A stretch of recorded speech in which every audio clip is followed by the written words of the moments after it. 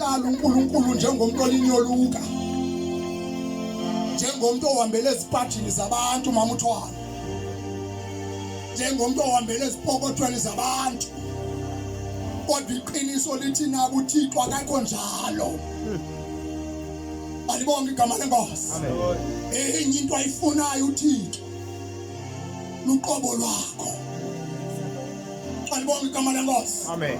Ayanandaba ukuthi unamalini ebhankini. Awunamalini ebhankini. Kodwa into enengxaki nayo ukuthi angakufumana kanjani wena. Unabantu nawo abakhonza uNkulunkulu bemkhonza ngemali kodwa ngezenzo bemkhanyela. Alibonge igama leNkosi. Amen. Bona bakhonzelwa imali. Baqhayisa ngemali. Kodwa iqiniso lithi uNkulunkulu akahambelanga malini. Uhambele kuwe imali ungamkhonza ngayo mama uthwane uma sowunikele ngawe. Kunabantu abanikela ngemali eshisiwe benqula phansi naphezulu. Kunabantu abanikela ngemali eshisiwe zobusela.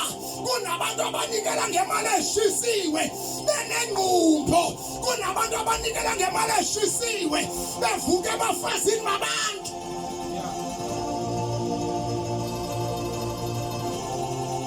Kodwa impetho ungaqala unikele ngawe wandula ulandelise ngemali yakho. Alibonge igama leNkosi. Hallelujah.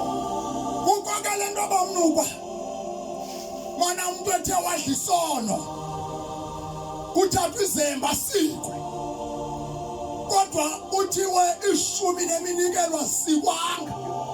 Why takuthwane ukungcola kwami dikuthelwe eqaleni bekufama kakunjalo nemali yami ngcolile bawuthwala iyasikwa kodwa kuyabonakala into abangotsotsi abahambelanga ecebeni kaThixo kuphela abahambele eziphathini zabantu.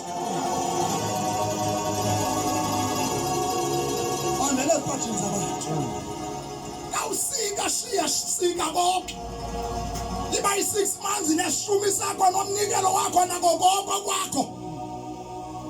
Alibonge igama leNkosi. Amen. Kodwa ke uyabonakala into balomsiko engumsiko. Alibonge igama leNkosi. Amen. Ayibonge igospel. Amen. Hayi akabonge uJesu. Amen. Nkosi yami. Sizofunda ke bazalwane izwi leNkosi.